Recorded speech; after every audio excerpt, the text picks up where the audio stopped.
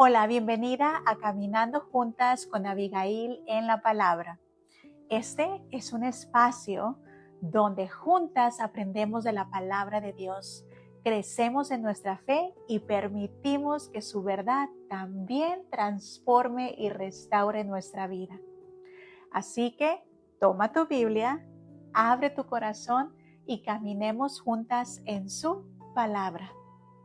Hoy quiero comenzar contigo una serie que me tiene fascinada. Se llama Jesús Revelado, Patrones y Profecías del Antiguo Testamento. Y quiero comenzar haciéndote una pregunta. ¿Cuánto conoces realmente del Antiguo Testamento?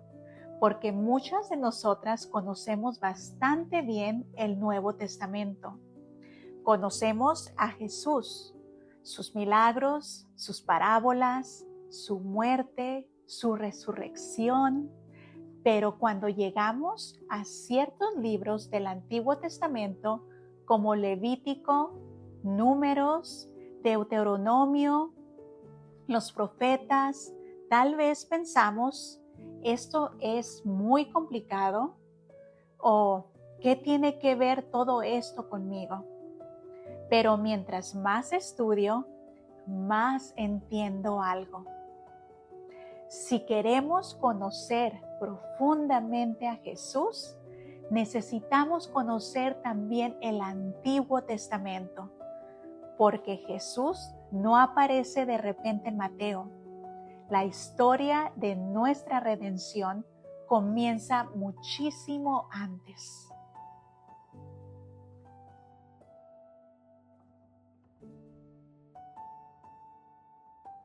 ¿Sabías esto de la Biblia? Y mira esto porque me parece fascinante.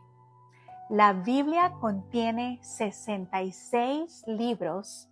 Fue escrita por alrededor de 40 autores a lo largo de aproximadamente 1500 años. Sus libros surgieron en diferentes épocas y contextos, y los idiomas bíblicos principales fueron hebreo, arameo y griego. Y aún con toda esa diversidad, cuando observamos la Biblia completa, encontramos una historia que se desarrolla de principio a fin. Una historia acerca de quién es Dios, su relación con la humanidad, el pecado, la redención y su plan de salvación. Por eso, el Antiguo y el Nuevo Testamento no deberían verse como dos historias desconectadas. Son parte de una misma gran historia. Y en el centro de esa historia encontramos a Jesús.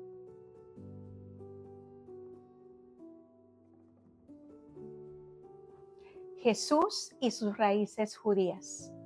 Y para entender mejor a Jesús, hay algo muy importante que tenemos que recordar. Jesús nació dentro del pueblo judío. Su contexto cultural era judío y sus primeros discípulos eran judíos. Jesús conocía las escrituras que nosotras llamamos el Antiguo Testamento el día de hoy. Celebró la Pascua y Mateo 26:17 nos muestra a Jesús con sus discípulos preparándose para la Pascua.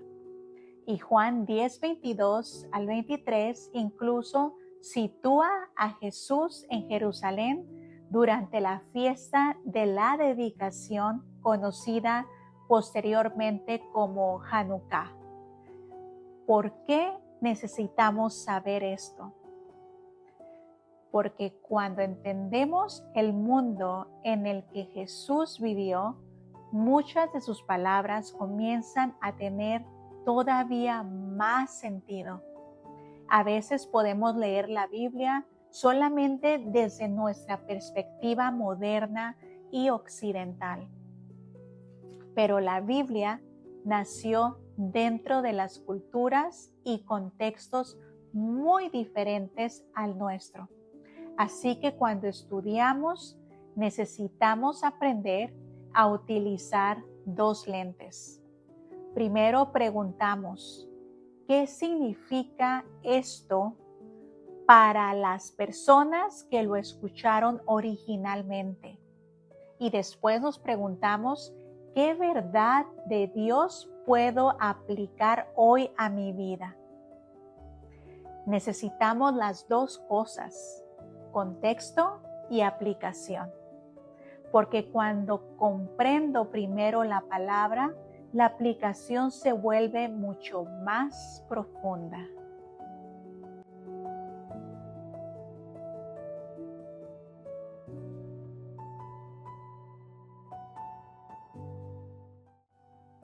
El nombre de Jesús. Y hablando de contexto, hay otro detalle que me encanta. El nombre de que conocemos en español como Jesús tiene toda una historia detrás.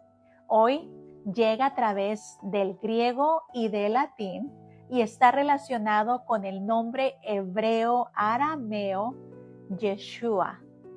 Yeshua está relacionado con la idea de el Señor salva. Piénsalo por un momento. Hasta su nombre nos habla de su misión.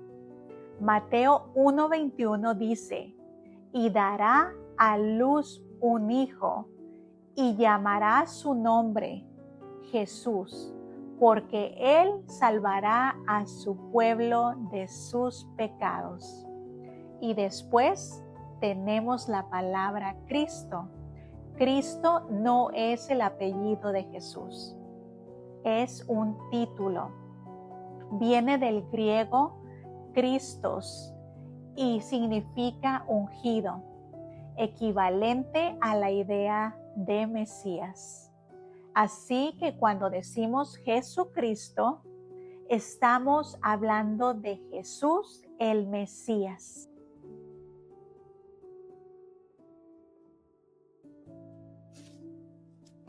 ¿Qué es profecía? Entonces, ¿qué es realmente la profecía o una profecía? Muchas veces cuando escuchamos la palabra profecía, pensamos inmediatamente predecir el futuro. Pero la profecía bíblica es más amplia. Los profetas eran llamados por Dios para comunicar su mensaje. A veces anunciaban acontecimientos futuros, pero también llamaban al pueblo al arrepentimiento. Advertían, corregían, exhortaban y comunicaban la voluntad de Dios para las circunstancias de su propio tiempo. Deuteronomio 18 del 21 al 22 incluso presenta una prueba importante respecto a alguien que afirmaba hablar proféticamente en nombre del Señor. Si aquello que anunciaba como palabra de Dios no sucedía, no debía considerarse palabra procedente del Señor. Eso también nos enseña algo. Dios toma su palabra seriamente.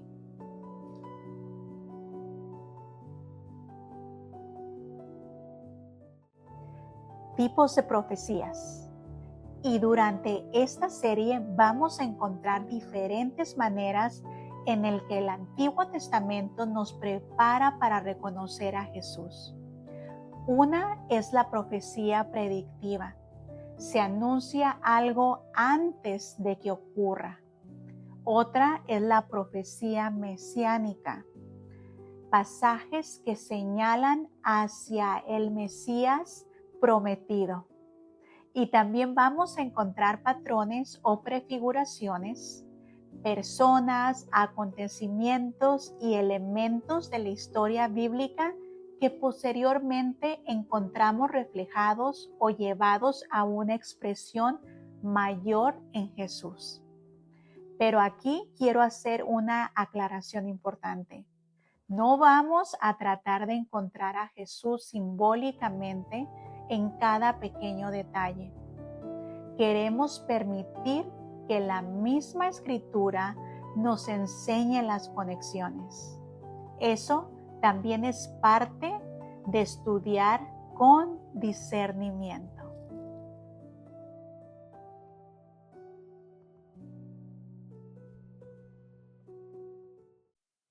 Ciro, ahora déjame enseñarte algo que probablemente te va a hacer querer abrir tu Biblia ahora mismo. En el libro de Isaías encontramos una profecía relacionada con un gobernante llamado Ciro. Isaías 44 y 45 hablan de él. Y en Isaías 45:1 encontramos a Ciro mencionado por nombre y descrito como alguien que Dios utilizaría dentro de su propósito. Ciro posteriormente estaría relacionado con la caída de Babilonia y con el regreso de los judíos después del exilio. Pero aquí está la parte que quiero llevar a nuestra vida. Cuando Dios estaba hablando de lo que haría, su pueblo todavía no podía ver cómo sucedería. Y eso me recuerda algo, que yo no vea lo que Dios está haciendo no significa que Dios no esté haciendo nada. Tal vez tú estés esperando una respuesta, tal vez tú estés orando por uno de tus hijos, por tu matrimonio, por una decisión para saber qué tomar, qué decisión tomar, por tu futuro, por algo que necesita ser restaurado. Y tú dices, Dios, no veo nada.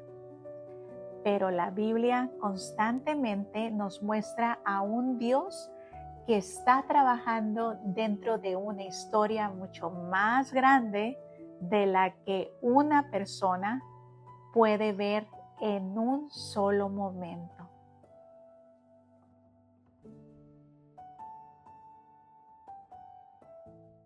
Belén. Ahora veamos un ejemplo directamente relacionado con el Mesías. Miqueas 5:2 habla de Belén Éfrata y de un gobernante que saldría de allí. Siglos después llegamos a Mateo capítulo 2. ¿Y dónde nace Jesús? En Belén. Eso es fascinante de estudiar el Antiguo y el Nuevo Testamento juntos. Comienzas a encontrar conexiones y de repente una historia que parecía aislada forma parte de algo muchísimo más grande.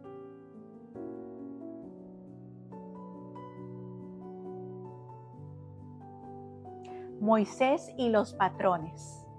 Pero no todo es una predicción directa. También encontramos patrones, por ejemplo, Moisés. Cuando era bebé, su vida estuvo amenazada por un decreto de muerte. ¿Y qué vemos después? Jesús también enfrentó una amenaza contra su vida cuando era pequeño. Moisés estuvo en Egipto. Jesús estuvo en Egipto siendo niño. Moisés fue utilizado como mediador entre Dios y el pueblo. Y posteriormente vemos en Jesús al mediador perfecto. Moisés enseñó al pueblo desde la montaña. Y cuando llegamos al Evangelio de Mateo, encontramos a Jesús enseñando desde un monte. ¿Ves por qué necesitamos conocer el Antiguo Testamento? Porque comenzamos a reconocer patrones que antes podían pasar de desapercibidos.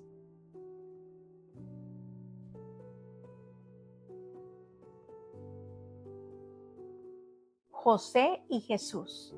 Ahora piensa en José. Su padre lo amaba, fue enviado hacia sus hermanos lo rechazaron, fue vendido, sufrió injustamente y fue acusado falsamente. Pero Dios tomó aquello que parecía destrucción y terminó utilizándolo para salvar muchas vidas. ¿Te suena familiar? No estamos diciendo que José era Jesús. Estamos reconociendo un patrón de sufrimiento, rechazo y posterior salvación que nos ayuda a comprender aspectos que alcanzan su plenitud en Cristo.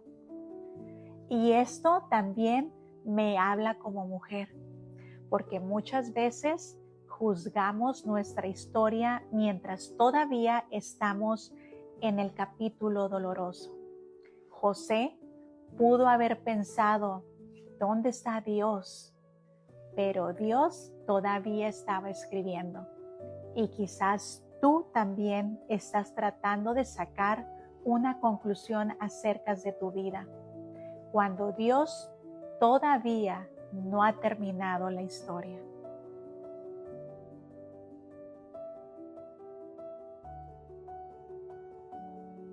El Cordero, Lucas 24.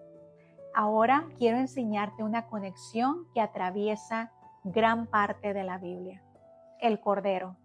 En Éxodo 12 encontramos la Pascua. El pueblo de Israel estaba en Egipto. Cada familia debía tomar un cordero y la sangre era colocada en las puertas. Esa sangre estaba relacionada con la liberación y protección del pueblo durante aquella noche de juicio. Ahora avancemos al Nuevo Testamento. En Juan 1:29, Juan el Bautista ve a Jesús acercándose y declara: He aquí el Cordero de Dios que quita el pecado del mundo. Cuando conoces Éxodo, esa frase tiene otro peso. Juan no está simplemente utilizando una imagen bonita, está utilizando un lenguaje cargado de significado bíblico. Y quizás la evidencia más importante de por qué necesitamos mirar hacia atrás está en las propias palabras de Jesús. Mateo 5:17 dice que Jesús no vino para abolir la ley o los profetas, sino para cumplirlos. Y después de su resurrección en Lucas 24, Jesús le habla a sus discípulos acerca de lo que estaba escrito de él en la ley de Moisés, los profetas y los salmos. Y Lucas 24:45 dice: Entonces les abrió el entendimiento para que comprendiese las escrituras. Me encanta eso, porque esa es exactamente mi oración para esta serie. Señor, abre nuestro entendimiento.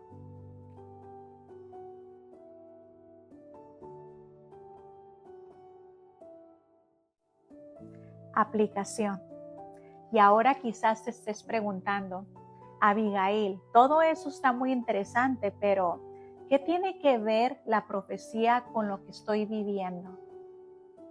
Muchísimo, porque estudiar cómo Dios ha trabajado a través de generaciones me enseña algo acerca de su carácter. Dios es fiel. Isaías 46, de 9 al 10, presenta a Dios como aquel que declara el fin desde el principio y cuyos propósitos permanecen. Nosotras no podemos hacer eso. Yo no sé lo que va a ocurrir mañana y tú tampoco. Y muchas veces ahí comienza nuestra ansiedad. Queremos respuestas inmediatas. Queremos saber ¿Va a funcionar? ¿Voy a sanar? ¿Se va a resolver? ¿Qué va a pasar con mis hijos? ¿Qué va a pasar con mi futuro? Y Dios no siempre nos entrega todos los detalles, pero sí nos ha entregado algo mucho mejor. Su palabra y su carácter. Y cuando veo su fidelidad a través de las Escrituras, puedo comenzar a confiar en Él dentro de mi propia historia. No porque yo conozca el final, sino porque conozco al Dios que ya conoce el final. Y para mí eso también es sanación verdadera. Sanar también significa aprender a soltar la necesidad de controlarlo todo y poder decir, Señor, hoy entiendo todo. No entiendo todo, pero conozco tu carácter, conozco tu palabra y voy a confiar en ti mientras siga caminando. Quiero dejarte esta semana con una pequeña tarea. Cuando abras tu Biblia, antes de comenzar a leer, haz una oración sencilla. Señor, abre mi entendimiento para comprender tu palabra y muéstrame a Jesús en ella. Y después, lee más despacio. Observa. Hazte preguntas acerca de lo que estás leyendo. Busca las conexiones, porque no importa cuántos años llevemos conociendo a Dios, siempre hay algo más que descubrir. Y si este estudio habló a tu corazón, escribe en los comentarios, confío en Dios, aunque todavía no vea el final. Comparte este video con una mujer que necesite recordar que Dios sigue trabajando aún cuando ella todavía no pueda verlo. Y muy importante, recuerda, no estás sola. Seguimos aprendiendo, seguimos sanando, seguimos creciendo y seguimos caminando juntas con Abigail en la palabra. Nos vemos en nuestro próximo estudio.